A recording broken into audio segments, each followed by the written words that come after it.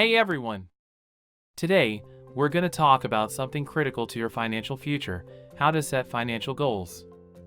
I can't stress enough how important this is, especially if you're just getting started on your financial journey. Let's dive right in. First off, you've got to understand why goals are so important. You see, a goal is more than just a wish, it's a plan with a deadline.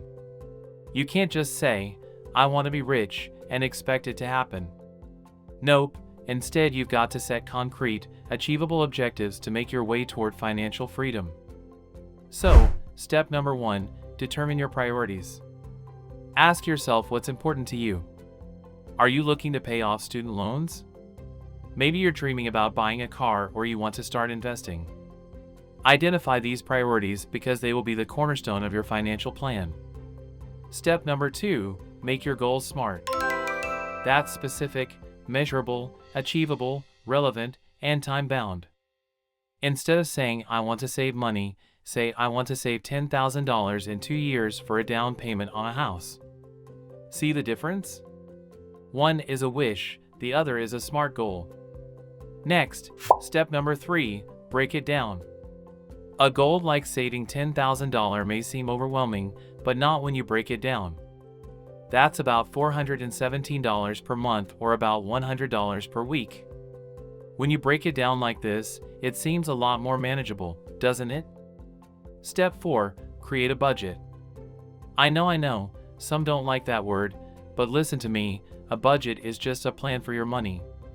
Take some time to see where your money is going each month and allocate funds toward your goals. Trust me, if you don't tell your money where to go, you'll wonder where it went.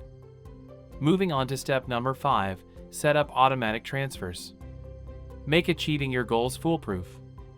Set up automatic transfers to a savings or investment account dedicated to your financial goal. This way, you're paying yourself first, and you don't even have to think about it. Step 6, track your progress. You can't manage what you don't measure. Regularly check in to see how you're doing. Are you on track? Do you need to make adjustments? It's much easier to course correct now than to realize you're off track years down the road. And finally, step number 7, celebrate the wins, learn from the losses. If you hit a milestone, celebrate it. It's important to acknowledge your hard work. But also, don't get discouraged if you have setbacks. Life happens, what's important is that you learn from it and continue moving forward.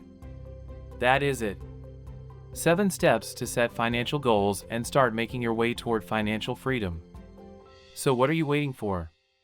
Get started today and take control of your money and your life. You've got this.